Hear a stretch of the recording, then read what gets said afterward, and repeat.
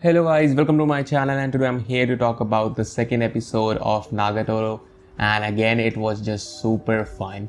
I said it in the previous video that every week I'm gonna come here just tell you how fun the episode was because there's nothing to review, it's just a fun show to chill out to and watch every week, and I am a giant fan of the show already, and so let's just talk about it. So this episode, the pacing felt like really quick. I don't know if that's how it is in the manga. They just jump from scene to scene instantly. They just don't give you time to, breathe. They just like scene after scene after scene, and it felt kind of like an anime shorts. If you have watched the anime shorts comedy kind of shows, those are like 5-6 minutes, like tops episode, like those kind of episodes, and it's just comedy. They move on from scene to scene to scene, and it felt like that, but just a 20-minute version of it, where they just moved on from one scene to another scene, except the final part that was a bit like a longer stretch. But other than that, like the first half was just scene after scene after scene after scene. So I don't know if they're skipping stuff from the manga or not. No knowledge, honestly, anime only, so can't say much about that. It's not that I hate it, but I don't know, I feel like instead of moving from scene to scene, it was like not like the first episode. It was like still the scenes were longer here. They are like really short, and we're just moving through quickly. So I don't know. I wish to see some longer scenes instead of these short ones because it makes me feel like I'm watching an anime shorts. That's it. That's how it feels to me. So I wish we have some longer, stretches of comedy scenes. And of course, the whole time, the whole show is just comedy, and it is just, as I said in the previous episode video too, it's just fun. So let's talk about this episode. And there were a couple of scenes I want to talk about. There was one when, Nagatoro was like, what, let's see who can find each other's nipples through the clothes. And the reward was the ticket. And she gave an example, what, this is a ticket, you can make me do anything. If I win, I can make you do anything. If you win, you can make me do anything. That's the reward for this show. Not for this show, but for this game. And she gave an example, if like I'm just annoying you, you can use the ticket to make me stop, and I'll just stop. And she said that you can make me do even more crazier things, and the reason she does that, because like she pushes him over the edge, because she thinks that he's not capable of it, but he's definitely getting used to like Nagatoro's like bullying or toying with him, whatever it is. He's definitely getting used to it slowly but surely, because she thought that he was not gonna do it. But when it came to our main guy's turn, whose name I still don't know, because I don't think so they ever mention it. She just always calls him senpai, and I don't think so we ever have heard his name so far.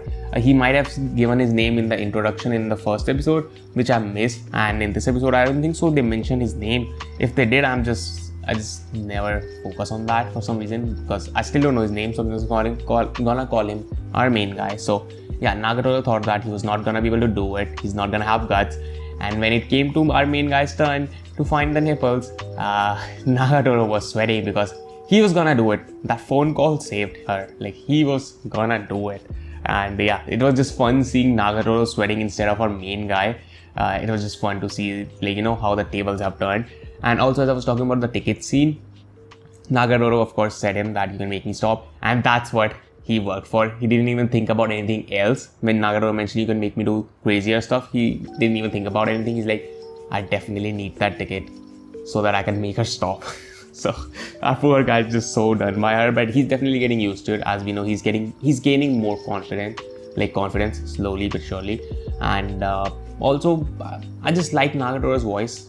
I don't know, I just like the voice, so it makes the show better for me. I don't know, voice acting done by Nagatoro's like voice actor, I just like that voice. So yeah, I don't have much to say about that. I just like that voice. I noticed that in the first episode too, I said the voice acting was perfect for both of them, and this one I like Nagatoro's voice. It's like I've confirmed it now. I really like Nagatoro's voice. And Nagatoro seems like she is into, those shy, timid kind of guys, because at the end when she was with friends, there were two guys, and she wasn't into them at all. She wasn't even, toying with them or anything, because our main guy was also there. He was like, okay, you're gonna see how, how she is. She's actually gonna just bully you and annoy you, but she wasn't doing that with the other guys. And also her personality is different. She just didn't feel like her usual self. She felt pretty bored, I think so, there, and wasn't into it at all. And whenever like he like saw her senpai, our main guy, she cheered up again and was her personality. So it feels like she's into the shy, timid guy, and definitely you can feel that she likes him a bit, and it's not just random annoying him.